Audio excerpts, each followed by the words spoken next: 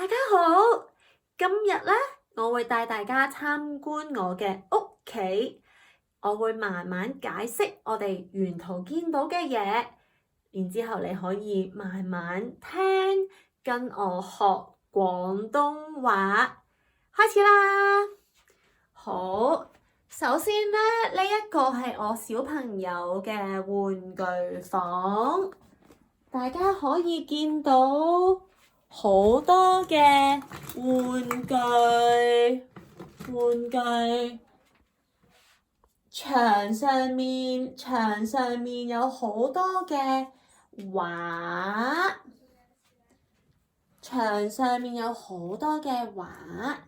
啲畫畫得好靚啊！好，呢個係我哋屋企嘅大門，然之後我哋屋企呢度有兩架單車，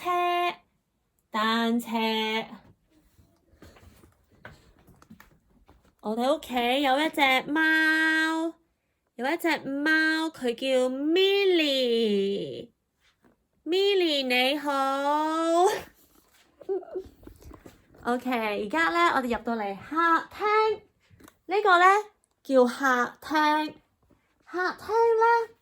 有梳化，呢個叫梳化，然之後呢，呢個係乜嘢嚟㗎？呢個叫電視或者電視機。好啦，而家呢，我哋入去廚房。哇！我屋企好亂啊，你屋企亂唔亂？呢個呢係焗爐可以焗蛋糕、焗餅乾等等。然之後呢，呢一個係飯台係大家食飯嘅地方，我哋每一日都喺呢張飯台度食飯。呢個呢係叫凳，一張凳。好，而家呢，嚟睇下我哋呢個房間，雜物房、廚房混合，有個洗衣機係我哋洗衫用嘅。好啦，而家呢，我會帶你哋去樓上參觀下。我哋而家行樓梯啦，同我一齊行樓梯。唔好跌親。你見到又有啲畫啦，好，呢個呢係我小朋友嘅睡房，不如有啲暗，所以我哋而家開窗。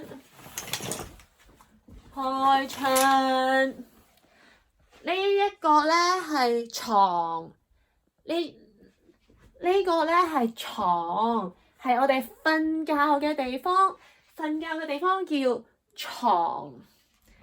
呢個呢係一個燈，呢一個呢係床頭櫃。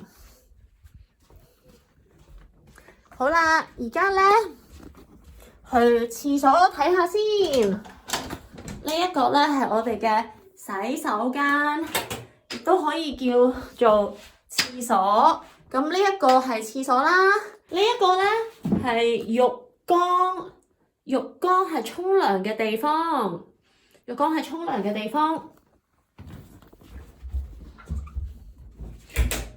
又見到 Millie 啦，嗨！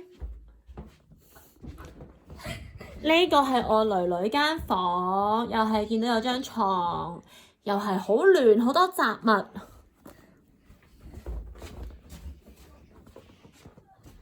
好啦，今日呢，我哋就參觀完我嘅屋企啦，希望大家鍾意呢一個視頻，我哋下次見，拜拜。